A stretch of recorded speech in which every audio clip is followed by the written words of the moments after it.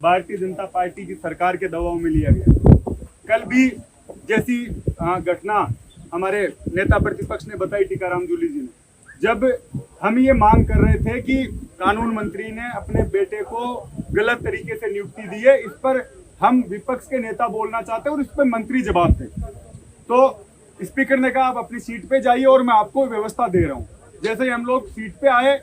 और स्पीकर कहने लगे आप हमें लिखित में दे दीजिए और मैं परीक्षण करके कल आपको समय दूंगा। पहली बात, जब आप हम लोगों से ये बात कर चुके थे उसके बाद अपने बात से आप मुकरे, और उसके बाद जब नेता प्रतिपक्ष बोल रहे हैं तो श्रीचंद कृपलानी और हरलाल सारन दोनों बार बार उनको टोक रहे थे, बीच में खड़े होकर बोल रहे थे। तो मैंने सिर्फ इतना बोला कि जब नेता प्रतिपक्ष बोल रहा है तो आप लोगों को अधिकार नहीं है, क्योंकि जब आपका नेता बोलता है तो हम लोग सब सुनते हैं, तो आपको ये बात सुननी चाहिए। उतने में पूरी भाजपा खड़ी हो गई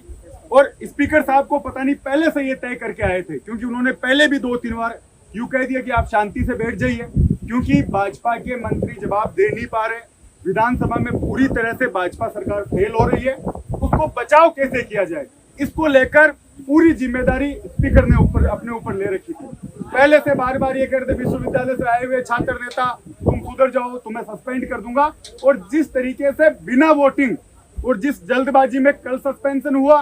कल मार्शलों द्वारा जिस तरीके का बर्ताव हमारी महिला विधायकों के साथ, बुजुर्ग हमारे जितने भी विधायक थे उनके साथ किया गया, एक जैसे सड़क पर झगड़ा होता उस तरीके की नौबत सदन में आई।